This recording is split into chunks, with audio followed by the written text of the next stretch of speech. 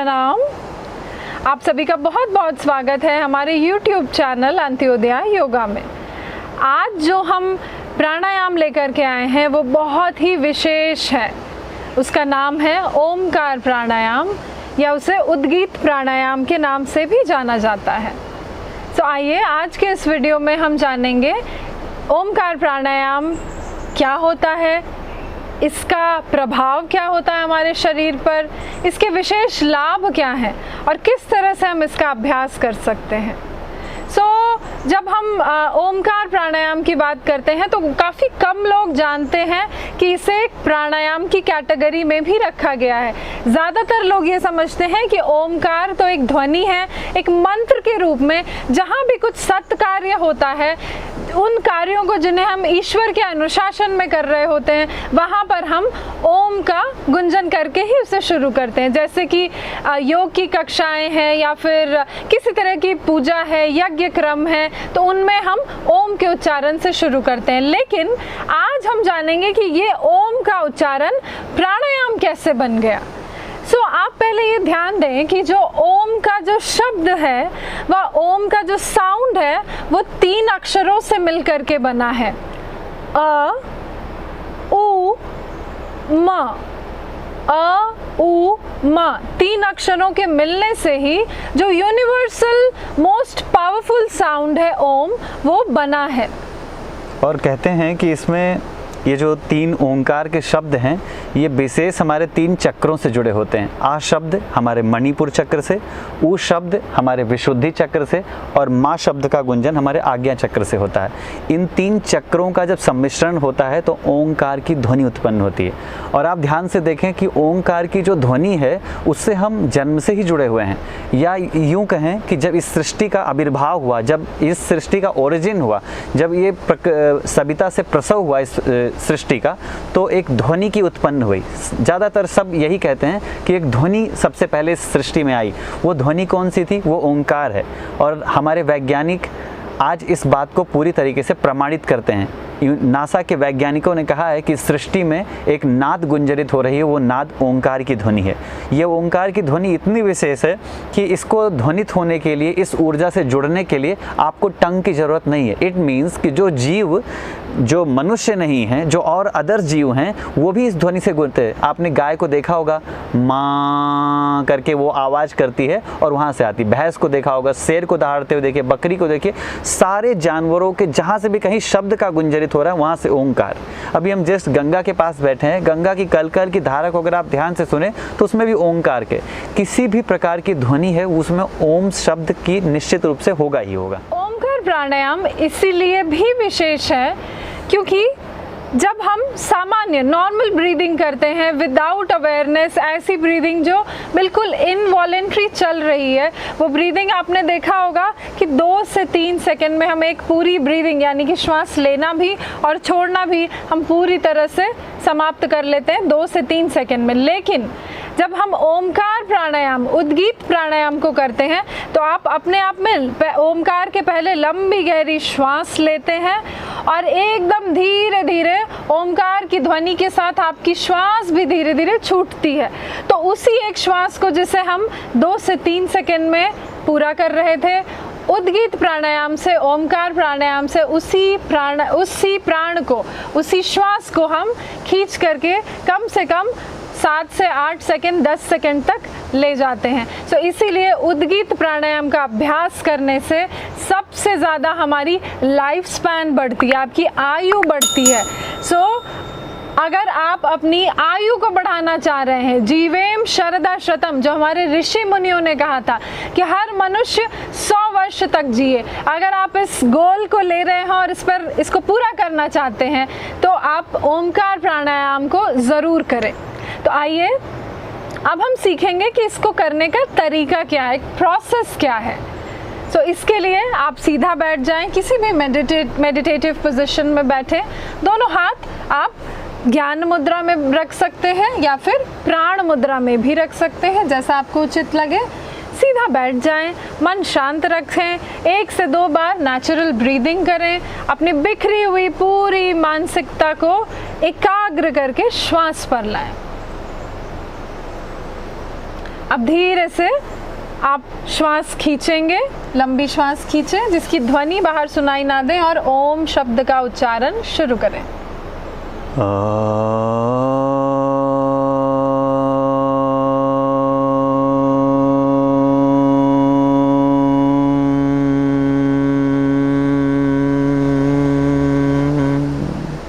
इसी प्राणायाम को जब आप बिल्कुल प्रॉपर रिदम में करने लगते हैं तो आप देखेंगे कि एक रिदमिक वाइब्रेशन जनरेट होता है जो अपने आप में आपके ब्रेन सेल्स को एक्टिवेट करता है, आपके सारे ऑर्गन्स की फंक्शनिंग को बढ़ाता है, आपको स्ट्रेस से दूर रखता है, डिप्रेशन, एंजाइटी, जितने भी ऐसे मेंटल डिसऑर्डर्स हैं जो आजकल की जीवन शैली में बहुत ही कॉमनली देखे जाने लगे हैं, उनसे आपको दूर कर देता है। तो आइए, प्रोसेस हम सब सीख चुके हैं ओमकार प्राणायाम का। अब हम सब साथ मिलकर के 5 बार इसका गुंजन करें, इस प्राणायाम को अनुभव करें, इसकी अनुभूति करें और इसके बाद हम जानेंगे कि इसके खास लाभ क्या हैं। आइए शुरू करेंगे।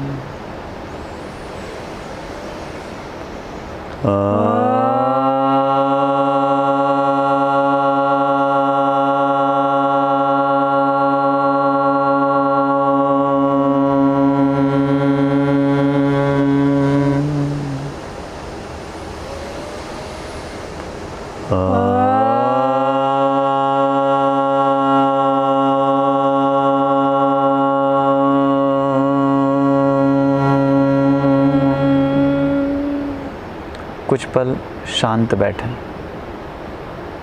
अभ्यास के प्रभाव को मन ही मन अनुभव करें। यह प्रकृति की प्रथम और दिव्य ध्वनि है। इस नाद के साथ जुड़ें, एकाकार हों।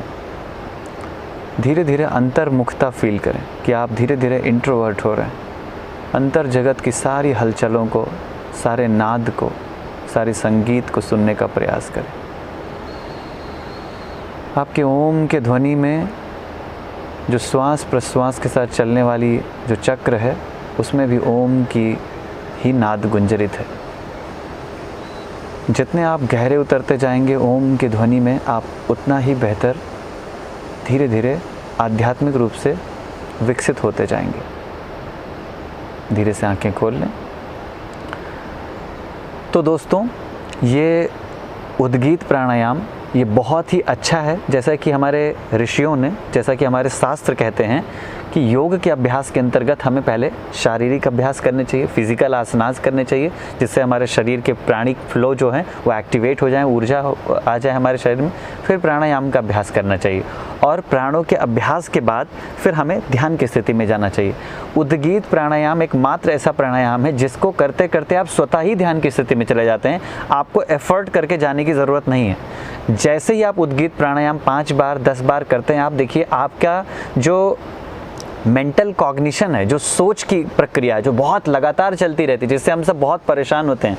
जनरली लोग आते हैं और बोलते हैं कि हमारा विचार नहीं रुक रहा है, हमारे थॉट्स नहीं रुकते और हम बहुत डिस्टर्ब हो रहे हैं। और नो डाउट कि जितना थॉट्स चलेगा उतनी ही तेज़ी से एनर्जी आपकी धीरे धीरे करके ड्रेन हो रही है। और ड्रेन हो रही तो आप एग्जॉस्ट तो हो ही जाएंगे, और एग्जॉस्ट होंगे तो स्ट्रेस जनरेट होगा। स्ट्रेस बहुत सारी बीमारियों का जन्म लेके आएगा।